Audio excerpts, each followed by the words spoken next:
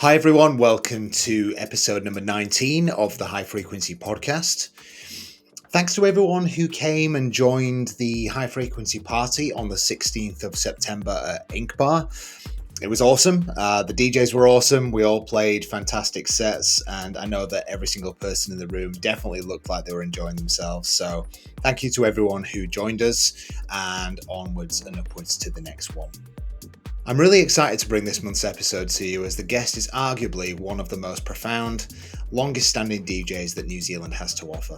He is the true deep history of New Zealand's house music right across the country, and his nickname the Godfather of House says a lot about his passion and dedication to the electronic music scene in New Zealand. Greg truly is one of the most down-to-earth, humble and insightful guests that I've ever had the pleasure to chat with on the podcast. He really was a pleasure just to sit and listen to and soak up all the detail that, honestly, you don't get to hear from a lot of other people. I hope you, the listener, can take as much out of this chat as I did, and I hope that for those who haven't seen Greg play live before, you managed to get the chance to see him, as it's truly a fantastic experience. Before the podcast starts, please remember to rate the podcast and leave a review on whatever platform that you listen to it on. Honestly, I've been doing this podcast now since January 2022, and I have no reviews on any of the platforms, and also I think I have maybe 2 ratings. So honestly, I'm doing this podcast for the benefit of the electronic music scene and for the artists that are all involved, and I can't do it alone. So if you leave a review or you leave a rating, it will exponentially grow the audience right across the world, and therefore we can then grow the podcast, and the artists that are all involved get more exposure as a result. So before you start listening to this, please head over to the High Frequency page on Spotify, Apple or Google Podcasts, wherever you listen to the podcast, and please just give us a 5-star rating or whatever rating you think is appropriate for the podcast. And if you've got time, please do leave us a review. I would really appreciate it. Without further ado, please welcome to the podcast, Greg Churchill.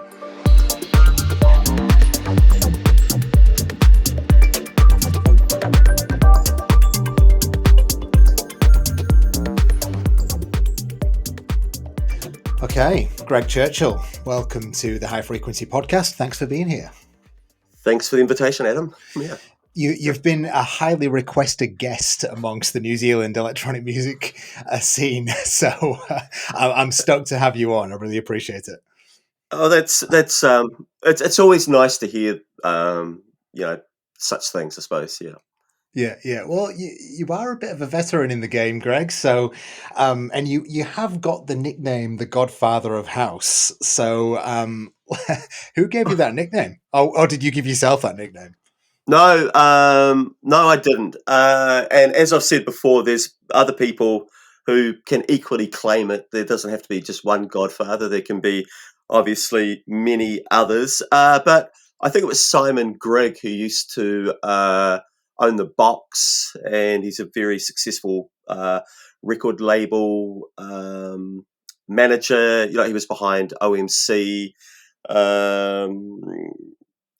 Simon's had his fingers in many aspects of New Zealand music over the years, and he was the one that lured me away from Christchurch in 1996, I think unexpectedly to myself, and I think to probably the majority of the Auckland scene, probably all of the Auckland scene, probably bar Rob Salmon, whose place I took over there. And the Box was sort of the premier nightclub in New Zealand and Auckland. It was also rated in the top 5 of the world by ID magazine at one point in the mid 90s as well. So wow. I think its place and its prestige should never be underestimated. So Simon was one alongside Tom Sampson, who ran was in charge of the sound there and the door. They were co-partners, but Simon oversaw the music, and he was really the godfather of New Zealand dance music, I suppose, and probably in many ways house. But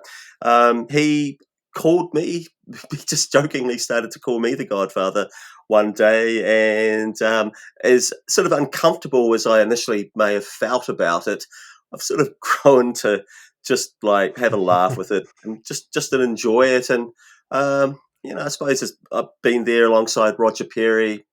The likes of Andy Van and Bevan Keys have also been around a long time playing house music. So I think we're all equally as deserving of the title, and our contribution. With bringing the music, believing in the music here in New Zealand, which was quite a task, particularly in Christchurch where I started off. And this is going back to when the music started to sort of come around in 1986, 87, when we first got our hands on it here. But yeah, so we are the Godfather. That's cool. I love it. I love the backstory. It's Yeah. great. So I'm eagerly anticipating hearing everything about your history, how you got into this whole weird electronic music scene niche that we like to call it, and obviously the tremendous amount of history that you have with playing all over New Zealand and collecting records for that entire time as well. It must be quite a story. So just for the sake of the listeners and for those who don't know you, give us a bit of a backstory on who you are and how you got into this and what time that was, in terms of the year, and what spurred you on to keep going. I initially started to discover electronic music with Jean-Michel Jarre. Whenever was it Oxygen or whatever the name of that album was when it came out, maybe 1976. I had an infatuation with disco. I just had an infatuation with good music, to be honest. Well, different music that wasn't being played on the radio. I remember the first 7-inch single I ever bought was a Parliament single. I was infatuated and in love with Heatwave and that track Boogie Nights and the Commodores, and begged my mother to take me to Saturday Night Fever. But I had many strands of my love of music sort of growing, and and the discovery happening all at the same, pretty much at the same time. And um, I always do remember I had quite different taste to everyone I was at school with, and all my friends, and I was always sort of challenging, their love of the Eagles or Dire Straits acts, which I absolutely detested. And that they should come and listen to the Clash or the Jam or Cabaret Voltaire, or and when I had a 2-year period after I left school I where I just worked, and then no, it was a year and a half actually. But it was a year actually, because in my second year off, I went to university part time, and then the next year, um, I went full time. But I got involved with student radio in 1984, I think it was, and that was on the back of sort of my love also of alternative um, music, a lot of the punk, new wave, the American sort of indie sound, college indie sound that was happening at the time, as well as what was deemed black music at the, because there wasn't that much of it. The accessibility to it wasn't great in New Zealand, but we were fortunate at Canterbury University to have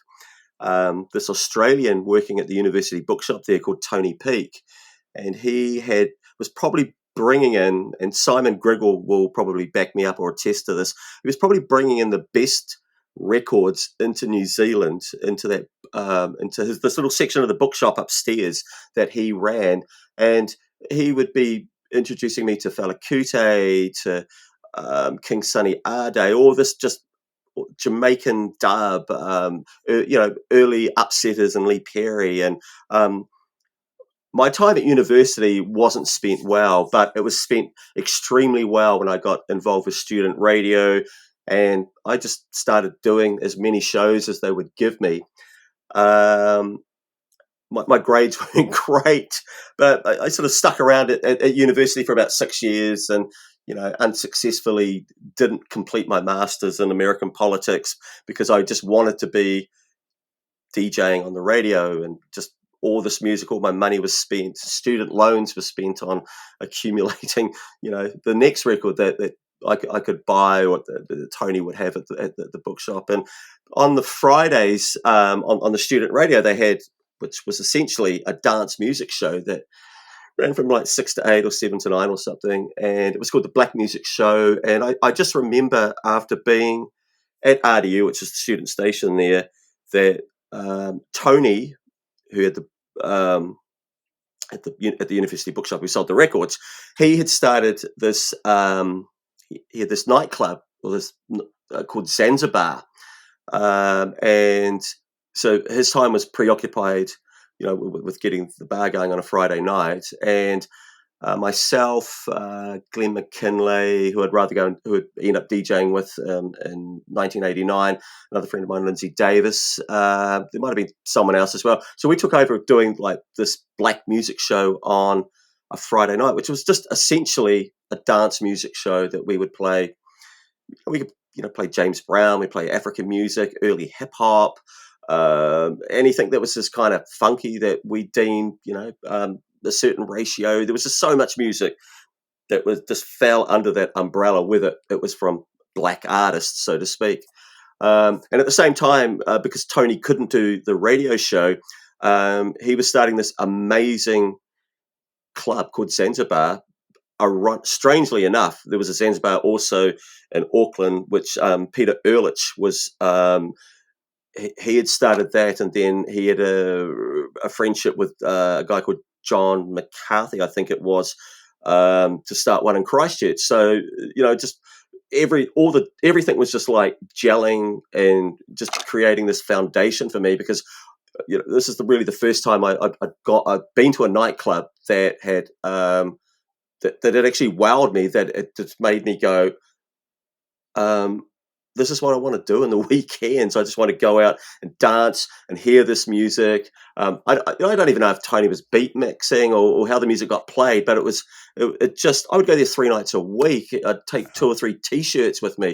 It was just an absolutely glorious moment in time for me to discover dancing and DJing and just everything that would pretty much lead to where I ended up eventually. That's fascinating, and I love the fact that I always love hearing about people who are destined to go down this conventional route. In your case, American politics at uni, and God knows where you would have got with that. You may have gone down some conventional route. You may have even gone into politics, but the fact that you followed your heart and you went into this creative down this creative route and followed the music and managed to make a career out of it. I think that's a beautiful story. So that's awesome. When did you actually start DJing though? Was that when you were at the radio? Yeah, so I remember they had Technics. They went the 1200s, maybe the model before that. They had a dial pitch on it, but that actually meant very little to me, other than it was quite fun to speed records up. But as a result of doing this Friday night show, I remember Glenn McKinley and I were offered. So the radio station would do the odd party here and there, and I remember we played those at I think it was a club called Menage, maybe about 1985 or 86 in Christchurch. I remember doing that a couple of times. I remember actually turning up, being in the DJ booth, going, "Well, the guy's got 3 turntables. That's really odd." Years later, it all kind of makes sense why he had 3 turntables. And then there would be the orientation, like the O Week parties, and we would pretty much take those over. And the station would have this middle zone at the where they on campus where they had all the functions. There'd be bands downstairs and kind of a chill out sort of thing happening on another level, and we would just take over and we'd just randomly play stuff. But I also remember it was around the time of the first Mantronics album. Glenn and I were trying. We had 2 copies of it, and we were trying to like see how the tracks would fit on each other.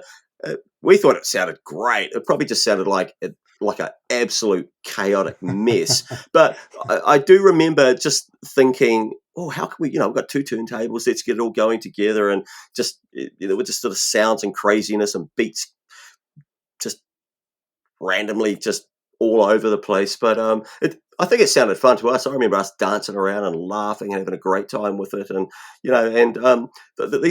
the orientation week, we'd play every damn night at that, and just try and hype the crowd, playing all this music that, you've got the seeds of early house music at that point, and you've got the seeds of like that new wave of hip hop that was happening, which we were really into as well. Glenn was massive on his reggae and his roots and dub and African music as well. And again, we had little idea of where this would actually lead us at the beginning of 1989 when we finally got a night to make our own, and we kind of gave it all a bit of a crack.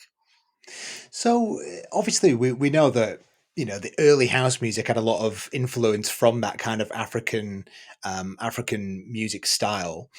When did house music actually become a thing in New Zealand? Because obviously you know that I'm not from here, and I know that the UK, where I'm from, in the 90s was, I mean, I can't imagine a place that was more infatuated with house music at that point in time.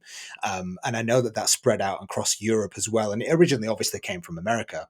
But what was it like here at that time? Did it kind of take a while to cotton on to that kind of music? What was it Oh, like? yeah, absolutely it did. I remember buying early house records. It was either late 86 or it would be early 87. I became really good friends with this guy, Dave Ramsden, bless his soul. And he had owned record stores in Camden. He was English and he'd come out here. And his wife Helen was really good friends with Joe Strummer, I think, from the Clash, and so he knew a lot of people in the scene back there. And he had this. He was just all about reggae and just funk and soul and disco, and we kind of discovered house music together. I at kind of this point I'd quit my master's and I was working in a record store, and he owned a bookshop just around the corner. And he came in and we just started chatting about. He came in inquiring about house music, and was the first person I remember in Christchurch who I had met or come in contact with who had a fascination with it, and we just hit up this friendship. And I remember that we just started to import it and bring it in ourselves. We'd bring it up. We'd get a box in from, I don't know, someplace in New York, and we'd just get a box in at a time. It'd be a mixture of sort of hip hop and house music, and then we'd just work out who wanted what. Sort of bring like 100 records in at a time, all 12 inches predominantly, and it was tough. But it felt great to have someone who I could talk about it, and we could share it, and we could have fun with. And then there was this one other guy I remember. So we're jumping a few years ahead here, but I just remember. So we're up to about 1988, and very few people I knew had any interest in house music. But I was accumulating quite a collection, as was Dave. And there was this one guy, and I remember I bumped into him in the street, and he had this big yellow smiley face T-shirt on, and he said, "Greg, I've just come back from the UK," and he'd been over there for the second summer of love, and he said, "You've just got to go." And he was the only other person I knew who had this love of house music. Funny enough, my future flatmate and all his mates, they were just they'd all just start arriving back. Beginning of 89, I think it was, or late 88. And they had all experienced like that first wave of house music in the UK. And so suddenly there were, the word was spreading, even if it was only amongst 20 or 30 or 40 people, but it was enough to. I remember walking into a party one night, so we're sort of talking late 88 probably here, and Fingers Inc. Can You Feel It was playing at the party, and just going, wow, this is what I want. This is the music. Because prior to that, I'd go to parties and I'd pull the tape out and put my tape in and take the music over, and this time it was like I'd hear Phase 2 Reaching, and all these tracks that were just blowing my mind that I thought very few people knew about, and suddenly a few others did. Early 1989, January, last Tuesday in January 1989, my old friend Glenn from the radio station, Glenn McKinley, aka Global Influence, we managed to blag a Tuesday night at what we considered the best nightclub in Christchurch at the time, and we just took it over. And Tuesday night in Christchurch was kind of what Wednesday is in Auckland, where all the students go out. So we managed to pull in these huge crowds for for the opening, and that enough to give the people that owned the nightclub some reassurance that we could pull a crowd in and we could play the music, and it just felt like that wave just grew, and the appreciation, and suddenly people had, after about 2.5-3 years, were finally clicking with the music down there. Yeah, nice. So at what point did you move to Auckland then? Was that in the late 90s? Yeah, there was. It was February 1996. I moved up to Auckland here. Yeah, yeah. Okay. And that Yeah. the invite was primarily to play at Box, is that right? Yep. Yeah. Yeah. Yeah. So I used to come up to Auckland a couple of times a year, and I knew Simon well enough to we'd just stand up at the top of the door a lot of the time, and we'd just have these lengthy conversations about house music, and it was definitely a kindred spirit where our tastes existed. And what we loved, what sometimes what I loved is still what I couldn't be playing a lot of the time, but it was enough that you love music, you buy the music, you hopefully play the music, and yeah, and I don't know, it was weird. I'd become good friends also with Rob Salmon, who was the main DJ prior to that at Box. And Rob had sort of said to me when he'd come down for a visit, he said, maybe you could go up to Auckland, take over, because he was heading to New York to sort of explore his fortunes there. And I just laughed it all off as being, nothing but an impossible dream. Mm. Little did you know at that time. Yeah. I often wonder because if you look at the actual music scene, not just in New Zealand now, but obviously all over the world, I do feel like the interest in live music, whether that be electronic music, whether that going to see bands, whatever it may be, I do feel like that's gradually sort of dropped off over time in New Zealand. When you were sort of into the music scene in the 90s, was there a little bit more interest to go out to places to watch bands and listen to electronic music at that time? Was it more of a thing of, hey, we want to go and listen to this music rather than, hey, we want to go out and get drunk? Uh, Box was amazing because people went there primarily because they wanted to hear the music. And it was the same with Core Celeb next door. That was on that whole hip hoppy jazz thing, like with Manuel Bundy and Nathan Haynes, Steve Usher, Bevan Keys was playing in there at the time. And again, it was like this. It was kind of the flip side of what we were doing. So people were going there because they wanted good music. They got the live element as well, like with the jazz bands playing, like this really sort of progressive form of music which wasn't played on the radio, which you wouldn't hear anywhere else around town. Occasionally we'd have live electronic acts playing, and like in Box, like groups like Lava Lava. So it was the interest was really all about the music. That was the one, and Simon's he would he'd let you know if he didn't like the music you were playing. I don't think he ever said that to me, but there's definitely stories prior to my arrival where DJs were moved along because the music was deemed too commercial and didn't fit the blueprint that he had in his mind of and the direction that the club should be heading. So I can't speak. I became so engrossed with what I did. I took very little interest in live music through the 90s when I started DJing. Like during the 80s, I'd be going out to see live bands almost on a weekly, like weekly, and then often go to a club afterwards. But when it came to the 90s and when it became to like DJing every weekend, it just didn't even like register on my radar really. Yeah, yeah, absolutely. Yeah. So there's actually quite a few Kiwis, I think, that have come back from London during that period. Are you familiar with Bryce Mason, who used to own sandwiches in Wellington? Yeah, I know Bryce really Because I well. Yeah, mean, yeah, he's one of them. He's a good friend of mine. Is Bryce, and I yeah, catch up with him regularly, and he's always sort of reminiscing, the '90s in London, and I think he played for Gatecrasher over there for a little while, and yeah. he came back here and brought all his records with him, and then tried to set things back up here, which worked for a period of time. Yes, like Sandwiches was an incredible club that he set up in Wellington. Yeah, yeah, 100%. Yeah, yeah, yeah. Did yeah. you play down there?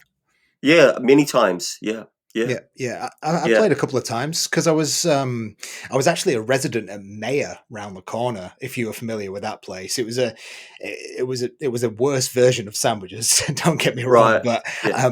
I played there in 2009, 10, and 11. Right. When I would say the Wellington scene was pumping at that point. There was plenty of places to go to. We had a 6 a.m. closing time, as did the rest of the country. In fact, on that topic, you'll obviously remember because this is your career. At that point, when New Zealand decided to bring the closing times of venues back to 4 a.m. 2012 it was. That's right. Yeah, yeah. I Yeah. mean, I'd actually gone back to the UK for a little period there, so I don't truly know what actually happened there. But I'm sure you have a good recollection. What happened to the scene there? So liquor licensing was coming under like tremendous pressure, and it was an ex-Labor Prime Minister, Geoffrey Palmer, who oversaw the process very terribly. And for someone who probably seldom ever went out, probably had a little understanding um, of dance culture, of music culture, of nightclub culture, the recommendations came in that the country would go no later than 4 a.m. I think Wellington, Auckland, and Queenstown were the fortunate ones. Everywhere else, Christchurch, which used to be glorious to go out, even to 8 in the morning, was knocked back to 3. Dunedin used to be an amazing city to go and play. Bath Street, which is run by John Devereaux. I remember playing there till like 8 in the morning. Wellington was brilliant. Everywhere was great. You'd have these amazing nights where you'd be walking out and the sun would be appearing and you've forgotten your sunglasses. And there's something absolutely magical about a night that sort of rolls through into the morning like that, and just that sort of tiredness that sort of comes with it. But it's quite a euphoric sort of sensation. I'm quite happy with 4 o'clock these days, to be honest. But I'm not sure. I'm not sure I want to roll back. And I think people have found plenty of ways to counter it, and to deal with how they want to proceed with their night once everywhere closes. But yeah, it was definitely a magical time that we took for granted. When I first started DJing in clubs, like 2 a.m. in Christchurch was about as far as anyone got. I think Auckland always had it a bit later, but there was this view through the 90s that we could be a bit more like Europe, and then by the way things sort of unfolded through the 2000s, by 2012, it all came crumbling down. And I think we were really lucky with the way people like Rob Warner argued on behalf of Auckland very articulately and consistently, that Auckland didn't find itself being locked down by 3 a.m. Yeah, and rightly so. And I think, that I think what a lot of people don't realize is that things don't go back to the way they used to be. They'll only come back Yeah. further. So if we came back to 3 a.m., it's not going back to 4 ever. There'll never be a good argument to do that. Although I know Sydney's recently done it, but they had a really good argument economically for that whole thing. Yeah, you know what? My suspicions are at the moment that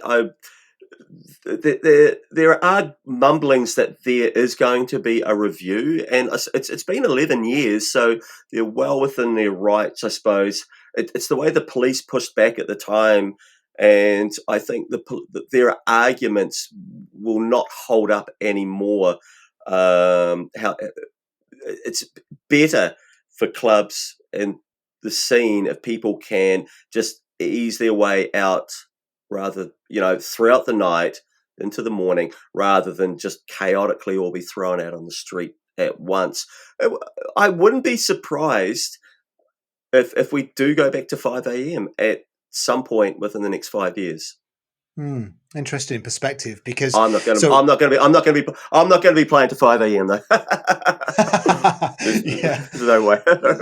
Yeah, those days are done. Yeah. Yeah, right. Yeah. My job at the moment, I work for the Hospitality Association, so I do a lot of advocacy in this space with government. Okay. So the review that you're referring to doesn't look at closing times, unfortunately, and the police are still pushing back on those closing times heavily. Yeah, they will. They will, and because they're so under resourced. But it was just a feeling and a hunch that I had, reading various reports of recent. But you've got some better insider knowledge than I have. Yeah, it's like banging your head against a brick wall. Put it that way, Greg. Yeah. Yeah. So, you've been collecting records for a long time, Greg. I'm dying to know what your record collection looks like these days. Have you sold a lot of the records that you used to collect in the 90s, or do you still own a lot of them? What's the story there? Yeah, I've sold a fair amount. I've probably got about 6,000 now. But when I met Leah, my wife, it was about 8.5 years ago when I moved in with her, maybe 8 years ago. She was a little surprised at how many records I rolled up with. The boxes just keep coming and coming. So I had quite a massive cull. I sold maybe about 3,000. Most of those, a lot of those went to James Meharry at RDU. He was trying to rebuild the record collection down at the student radio in Christchurch. And I sold a lot on Discogs. It was quite profitable. It'd be even more profitable now with the way the prices have accelerated, and maybe the last 2 or 3 years. It's crazy. What's the oldest record that you still own, do you reckon?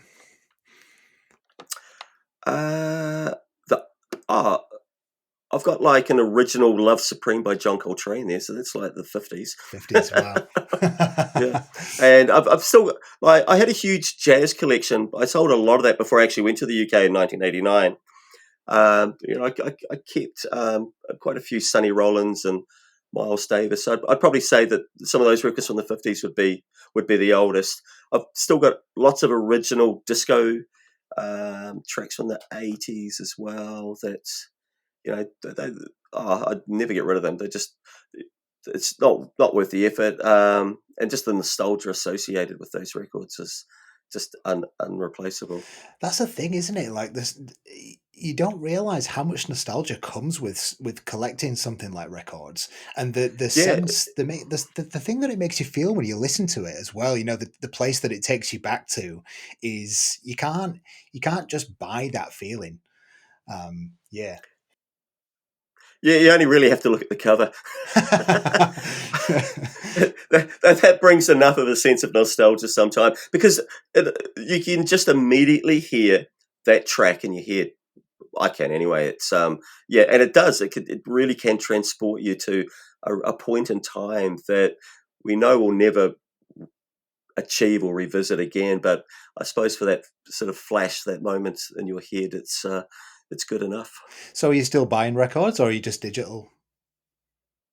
No, I still buy records. I think it worked out that I'd probably bought about, I don't know, 200 in the last 3 or 4 years. So it's still still a fair few. Yeah, still buy. It's I kind of got put off over the COVID period because quite a few orders went missing, and it was just all quite mysterious. And then records were turning up buckled because they'd sat in transit for such huge long periods. It wasn't a case they were getting shipped and they were here a week later or 2 weeks. They were arriving 3 months later, and they were just dreadfully buckled. And it really did make me reevaluate whether I wanted to keep on buying anything at all. But there's still there's so much good stuff coming out locally. With when you've got like Southbound here doing amazing imports and still groovy and flying out. We're very spoiled in Auckland. So, do you think, in comparison to what it used to be like, the record store culture is still alive? I couldn't. You know what? It probably is for indie alternative music. I would guess that they would have like Saturday mornings at some of those stores. I reckon they'll be absolutely buzzing. Actually, I'm not playing. I've got next Saturday morning off. I should actually just like take a walk around and and see what's happening for dance music. There's not enough coming in, I think, to create that. I don't think there's enough sort of active people buying either, where you'd get that. Where we all start fighting over what's in the box and sort of bribing one another to someone's got a record you want and then offering them more money for it or something. It's I don't think that exists at all. I'd love to know if it still happens like in the UK. I remember going to black market records and like when I was over there in '89, and it felt like a nightclub there any time of the day, but particularly like on a Thursday or a Friday afternoon, Saturday morning, it was just crazy. It was if we'd had phones back then that we could have recorded it, I think we'd all be like incredibly jealous of the of what we kind of miss out now. Yeah, right. Yeah. Yeah. When I went over last year, I bought a fair few records, but in reality, I don't think it's anything like it used to be in terms of the prevalence of record stores. There's a Yeah, fair few decent ones still left in London and Manchester. I know that. yeah. And, you can go and buy, but I mean, I buy most of my stuff off Discogs these days because, it's just easy. And 9 times out of 10, they don't turn up buckled and destroyed. So I fear to have had some good luck with Discogs. Was it Virgin or HMV was reopening on Oxford Street? I read recently. Oh, really? Yeah, it's a massive turnaround if that's the case. It's Hmm. I didn't hear that, but if that's a thing and that actually happens, I can only see that being a good thing. It might yeah. start a new trend with the youth. You never know. But the sheer price of them now is just crazy. Yeah, Yeah, yeah, it is crazy. Yeah. So, given that you've got such an extensive record collection, I've I've been sort of dabbling as of late with doing a lot of digging back into the early 2000s, late 90s with records and sort of trying to mishmash those with newer records as well. Um, do you think that's important for the crowd of today? Let's say in Ink Bar, where I know you play a lot. Do you think it's important to educate them with older music as well as new music? um, a lot of the old music doesn't hold up, but if you can find the right old music, like just take Blue Monday for an example of a track that came out in 1984. Still holds up every time you play it. Play it off the vinyl, still sounds that track. The production on that track, the cut of the record is just so spot on and it still holds up today, against a track with so much more dynamic. Well, it doesn't actually. They probably don't have as much dynamic range. Actually, they just sound heavier and more punchy, maybe. But if tracks have lasted the test of time, I've gone through plenty of stuff before a black wax, plenty of music before a black wax, and just gone, that's not going to work, or there's just something dated about it, or I don't. You just have that feeling. You just go, it's not going to work. I can't see it fitting in with where the crowd, where their mindset, where their headset is currently. But at the same time, there's a huge amount of music, and predominantly for black wax for me when I'm playing vinyl, it's just me playing my greatest hits half the time, and and some of the new music that I will have purchased. But I tend not to play. I don't really want to play music that I'm playing digitally, at a black wax off vinyl if I can avoid it. Really, it's a great opportunity to go back, but it is kind of it's a real hunt. But it's nice to be surprised, and then you just uncover a gem that I've forgotten about, um, and just the excitement of you just see the excitement of people. A lot of people hearing it, majority of people hearing it probably for the first time as well, and and just being reminded of how good that track was 20, 30 years ago as well. Yeah, yeah, absolutely. Well, I guess, you know, when I was DJing more consistently in 2010, 11, I did feel very pressured to play a specific type of music and certain types of tracks to please the crowd. And of course, that's what a DJ has to do, right? We have a job to do, and that's basically what we're there for. But I always felt like there was no real room to educate the people on the dance floor. I mean, you've got more of a receptive crowd in Auckland, and back then maybe I didn't. But um, how do you feel like it is now? Do you feel like you've got space to educate the crowd? Do you feel like they're more receptive to education, or do you still feel pressure to play what they need to hear? No, it's I always just go on with these tracks that I've found, whether it's techno or whether it's house or breakbeat or just wherever it is. I found these tracks that I like. Now I need to put them in together in a way that will work. And I've always said there's definitely one thing I could put on a CV, and that's I reckon I can read a room, read a crowd pretty well. Um, and that's always been one of the amazing things, and particularly with Ink Bar, is I've had nights where I could play quite explosive techno, and I've had nights where I've been able to take it really, really lush and deep at times. Or there's been nights where it's gone deep in a burst, and it's gone techno in a burst, and then it's just been just good house. I've always been put up by commercial stuff. I've never gravitated towards bootlegs really.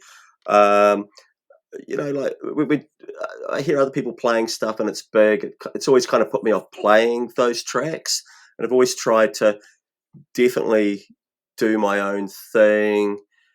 It's often go against the grain of what what other people might be doing as well, just to you know at least hold on to a bit of sort of individuality of what I'm doing.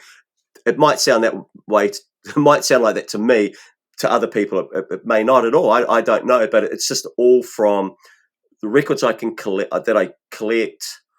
I always say the preparation's not done the day or the week before the gig. It's done the weeks and the months and the years prior, of just having music on hand that will work in the situation that you and the crowd that you are given on that night. Yeah, yeah. And Greg, to the more educated ear, everyone those people are going to be able to spot exactly what you just explained. They're going to be able to spot the subtlety of your own style. They're going to be able to spot the fact that you've actually done some preparation for your set. And I think that's probably why you've created a name for yourself, because you do put that effort in. And I really respect DJs and producers that put the effort in and do prepare for these things. And I know there's a time and place to kind of get creative and go off on a tangent and not really think about anything that you've prepared for in your set. But I do feel like it's still a job at the end of the day, and you've got to have fun with it. But you've still got to put the effort in and make sure that you've done your digging and you've done your preparation, and you're clearly one of those people that do that. Yeah, Derek Carter said something. It was a couple of years ago. He said, "I'm at that age where and Derek Carter's one of those people that should be in the conversations of the greatest DJs ever. Like he should be in the same breath as Jeff Mills and these people, but they're not. They're not. The EDM came along, and it kind of destroyed in a sense everything that had preceded it, and festivals became the new norm. And I totally get it. It's and club DJs became they became like 5-day cricket, whereas EDM became like the 2020 match. It was kind of like different skills, and a different response was required. But Derek Carter said that I'm only as good as my last gig, and I have to play for my life. If I want this club or this promoter to have me back again. And it's very much. I just remember those words resonated with me because it's exactly how I've always felt. It's never take anything for granted, never feel, never disrespect the venue, never disrespect the crowd, and always fight for it. And there's plenty of times. Last year was hard, coming back out of COVID. I don't think I've ever fought so hard for nights and clubs as I did last year, just to, and I had to dig deep. Maybe at times I had to make some concessions, going, tracks which I'd loved a year ago or 6 months ago, and I probably didn't really, I had plenty of fresh new music I'd rather be playing, but those tracks worked back then. Maybe I need to reinvest in those because the crowd may be more familiar with them, and I was more familiar with actually playing them and presenting them than just running on a tangent, which Ink Bar generally allows me to do. I can get away with playing a lot more there than I do anywhere else I play around the country or in other venues. It's a fascinating little basement. I love that place. What's your history with that place, Greg? When did you how did you get so attached to that venue? So I think it was 20 years ago I started playing there. I just got booked for a couple of parties by the professor. He was doing a night called, oh God, I can't remember the name of it. And so I just remember him booking me, and Andy had wanted to get me in more regularly, but his partner John didn't like my sound, from what I understand. No hard feelings, John. That's all cool.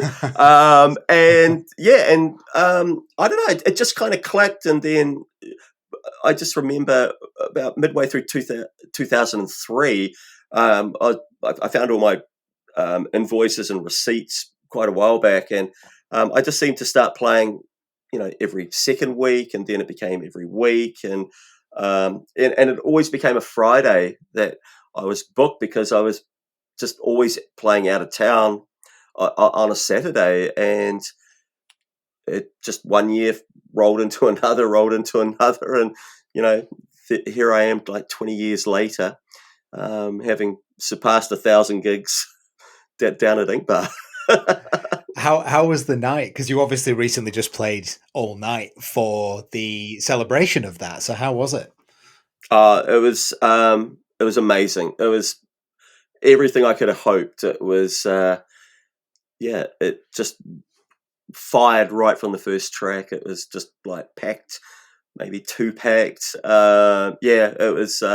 I sort of flippantly remarked afterwards that maybe it should have been my last gig. I should have retired there. It was probably the equivalent of a great testimonial football match.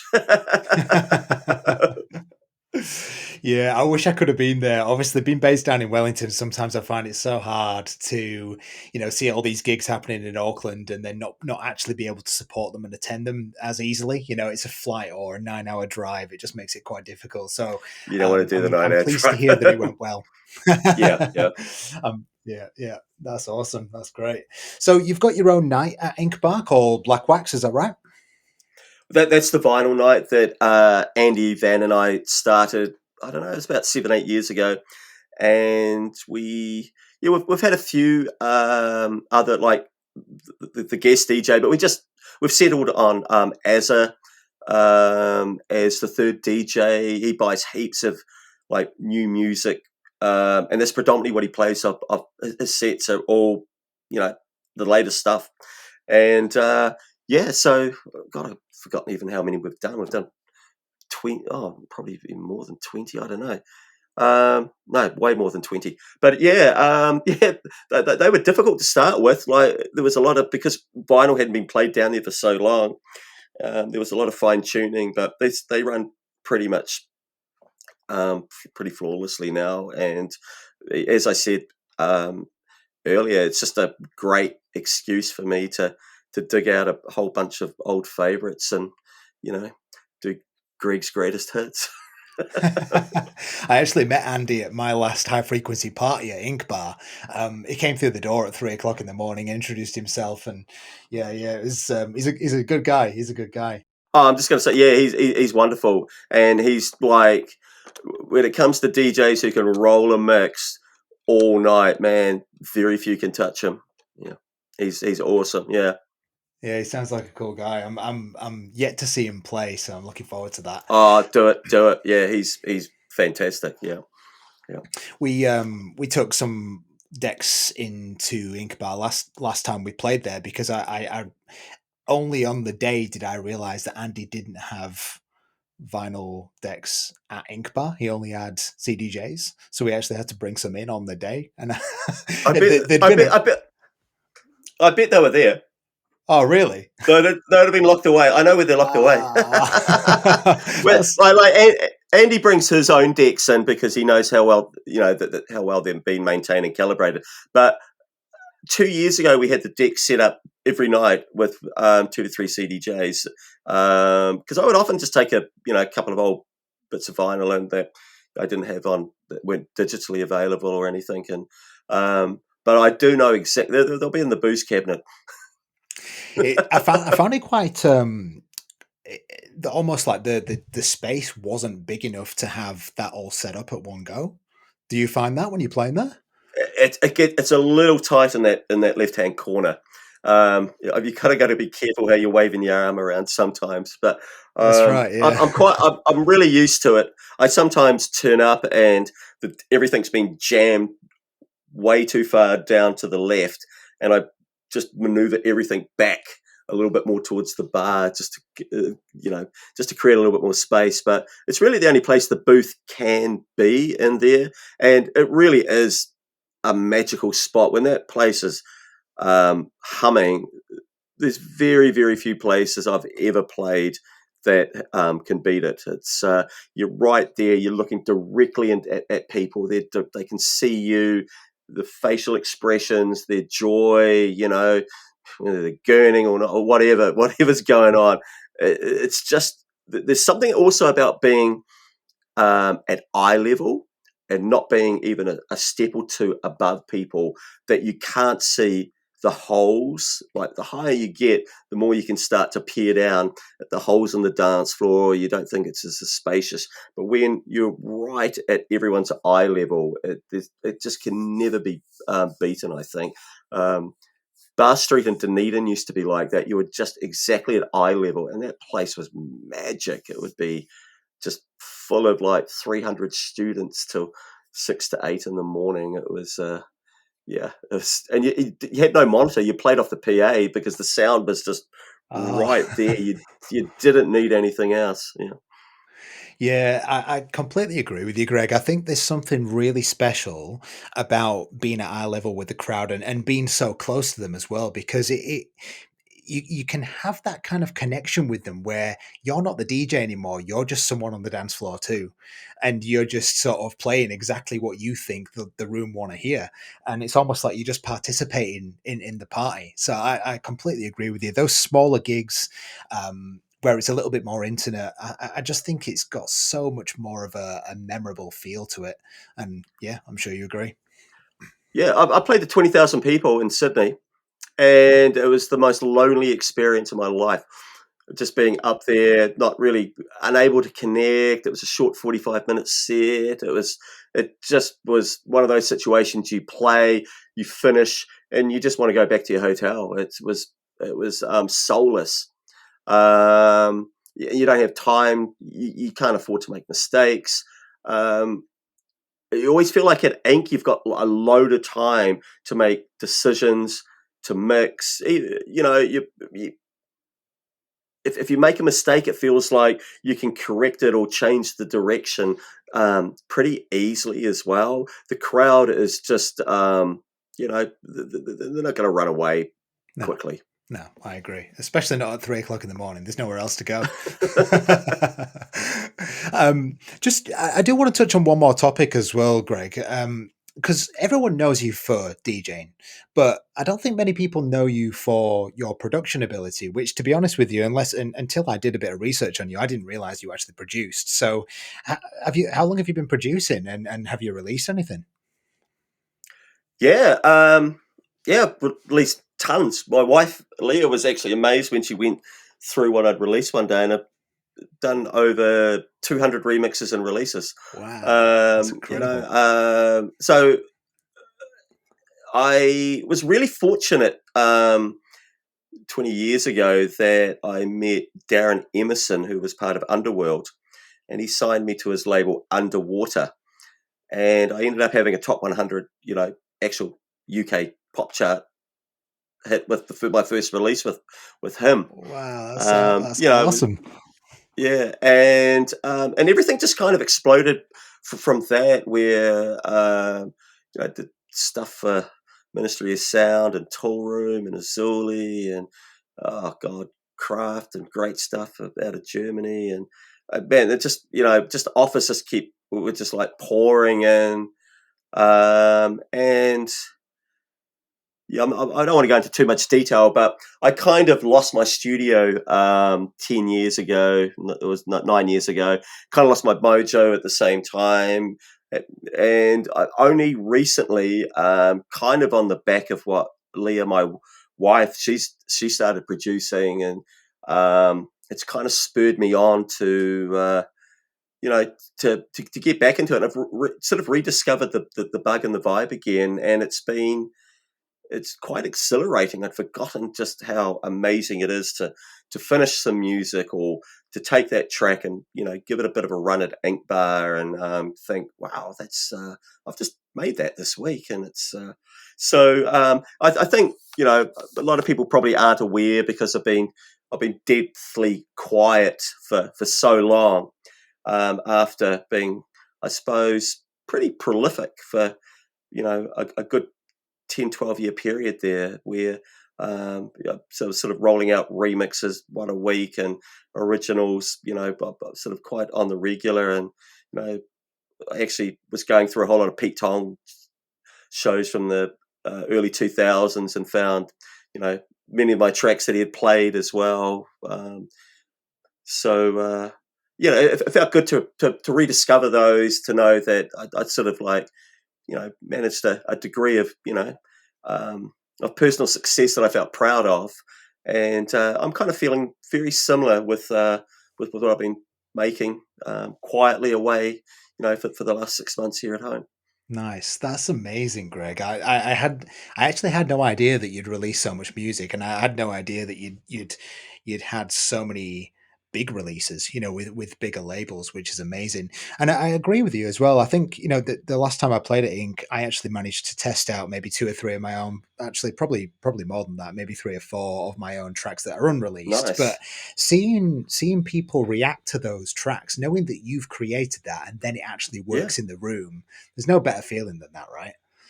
Oh, it's a great feeling, and I sort of dug back into a lot of stuff that I'd totally forgotten I'd even made, and started playing a few of those on the regular. And people coming up going, "What's this?" And take a photo of it, and just the look on their face was it was quite priceless. But it's a great feeling. Yeah, it really is. I'd sort of encourage everyone to have a crack at it. It's so much fun and a great way to lose yourself for hours, just getting that kick drum right.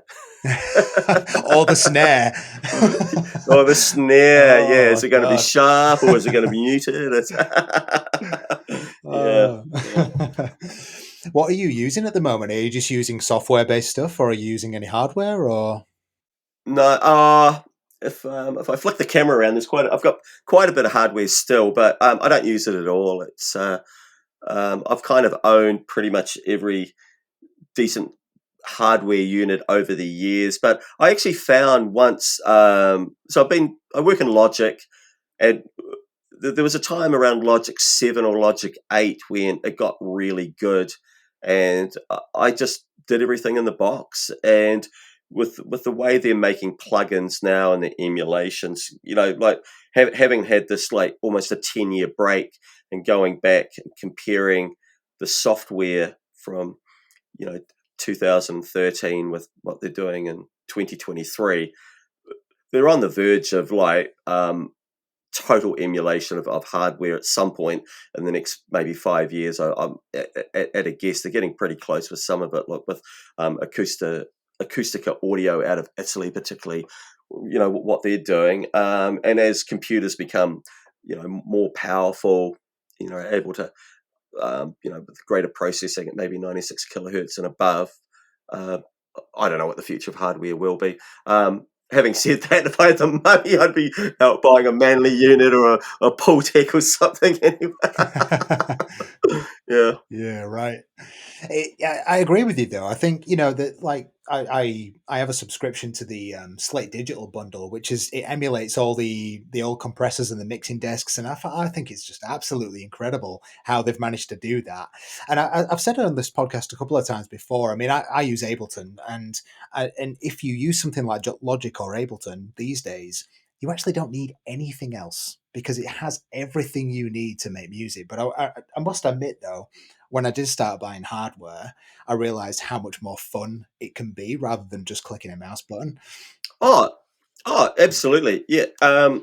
Everyone should have at least buy a hardware synth of some description at some point in their life. Yeah. And I've got under the beds here and there, I've got every bloody drum machine imaginable, and I have not used them, and it just keeps going through my mind. I just need to just sell the damn things, and maybe buy an actual new synth or something. The last one I had, it was I sold my Novation about 5 years ago, I think it was, and at the time it was like, I haven't used it in so long, and now I'm like, oh yeah, I wouldn't mind having a twiddle with the knobs, because controllers are hopeless. And just that little bit of latency, it can be annoying. And but I'm actually pretty good at sitting there with a mouse. and you kind of get good at it, don't you? You kind of get used to it after a while. And you just kind of like yeah. Oh, that's amazing. So if people want to check out your productions, where should they go? A lot of it's on Beatport. There's quite a bit on Spotify. There's tons missing on Spotify. I haven't even bothered to check out the remixes. There's I think the majority of it's just up on Beatport and probably iTunes. And then there's also all the stuff I did with Oral Trash as well over a 10-year period, which I haven't even really investigated too closely where that's sitting or lying, or what the listener numbers are. But there's a few of those that when I see the royalty checks come through, that I'm going, oh yeah, they're ticking over anyway. Yeah. Well, if I can find them, or you can find them for me, we'll be able to link all the stuff in the podcast description, so people can go and check that stuff out. And what gigs have you got coming up, Greg? So Friday night at Ink Bar, that's guest in residence. I'm not even sure who's playing this week. And then we've got Black Wax on Saturday. Then I've got a well-deserved break, a weekend off, a life of normality. And I'm going to go up to K Road and go and see if there's any sort of record shop culture happening on a Saturday morning, I think. The following weekend. Yeah, that sounds good. Yeah. Awesome. And are you playing any of the festivals over summer, do you know? I don't know. The thing, years ago I played all of them, and I played them regularly. It's not to say the hunger's not there, but I definitely feel I'm quite happy just to be in cruise mode. I might do one. There's two offers on the table at the moment. I can't even make up my mind whether I will. I played Splore for like 7 years in a row. It's time for someone else to play as well. Quite sure they want to see my name on the lineup every year. But it's I'm quite relaxed about it. It's I'm not chasing it. It's there's plenty of other young DJs who can have a shot as well. Really, I get so much satisfaction out of just playing Friday nights at Ink, or the Black Wax is that. There doesn't feel an overriding urgency to be sort of chasing or accepting every gig that sort of comes my way. Absolutely, yeah, okay. And one parting message that I'd like you to shine some light on. There is a lot of younger people that listen to this podcast, a lot of up and coming DJs, a lot of people who are just kind of entering the scene. You mentioned earlier on in the chat that when we came out of the lockdown, you worked really, really hard to make sure that you got gigs and got back on the scene. I almost feel like it's just as much work these days for people like myself who fell off the scene, and other people who are just up and coming as well. So, what would be your tips if people wanted to really try and work hard? What did you do? Like, how do you think people should approach that? I think longevity is a huge part. I've always said to a lot of young people, you don't have to be the best DJ every week, and you're never going to be the best DJ every week. But if you can be the most consistent DJ, I think long term that is, people aren't going to hear your sets from start to finish. Seldom ever. There'll be the rare occasion where but people are going to. It's like turning onto the radio in the car. People are going to catch glimpses of you. They're going to turn up to a club at 3 o'clock and hear you to 4, or they'll pop in early after they've been for dinner and maybe hear you from 1 till 2. And there's all these. But as long as you're consistent, I think that's what it's like when you buy a can of Coke or whatever. Just you get what you expect, but you don't need to be blown away by it. It's a plus if you are, but I don't think any DJ can be at the top of their game week in, week out. There's always going to be factors, whether it's the night's too hot or it's too wet or the crowd's just difficult. So you need to lower those expectations sometimes on yourself and just try and just be consistent. I think that's the best advice I can give. As long as you're not playing like shit one week and then amazing the next week, where you just confuse the fuck out of people and they really have no idea. And don't be afraid to. You're allowed to change your sound. You don't have to think this is what I've been playing and this is what I am expected to play, or reversely, this is what I play, but this is what's really popular, like in Europe or in Berlin at the moment. So now I'm going to play 150 BPM jackass fucking hammering techno. Stick to your guns and go, this is what I'm comfortable with. I'm going to still sit at 124 to 128 or whatever BPMs for the night while this other fad's going on. If you're being true to yourself, I think that'll pay off. But over a long period of time, I think that's why maybe people like myself and Andy Van, and you see it now with like Dean Webb coming back from, having been in the UK for 12, 13 years, and why Dean is just suddenly excelling locally. But he's got 30 years experience behind him and he's played consistently every week, and he's true to his sound. All these factors. Same with Andy. He's consistent every time I hear him. It's I hear a lot of other younger DJs as well. That I hear them play it, but it's also like, if you want to change your sound, go for it. If you're feeling it, it's in your heart. And people will always respond to a more honest statement than someone who's just faking it and just trying to blag a gig because they can hold people with top 40 music in some sort of bar somewhere. I don't know. Those are some very, very wise words and a really important message there that I think anyone, even those who, like myself, who have been DJing for 20 years, I can take some little pieces of that. And the consistency thing, I think, it's such a simple concept, but yet so hard for people these days. So I reckon that's a really, really important message. So thanks for that, Greg. You have a SoundCloud where people can listen to your mixes if they can't see you in person, I presume? SoundCloud? No, I don't even know the last time I put anything on SoundCloud. I thought SoundCloud looks dead to me now. It looks dated. It's kind of is. Yeah. I occasionally put something up on Mixcloud. Mixcloud looks a little bit. It looked when I started putting stuff up there about like 3 years ago. Again, it just looked a little bit fresher. It was a little bit sharper. SoundCloud just looks cluttered, and I sort of question its relevance anymore.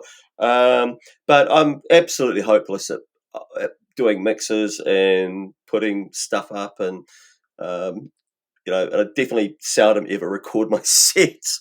I just find that's just one more thing I have to worry about. I don't know. I always just say, just come out and have a good night out.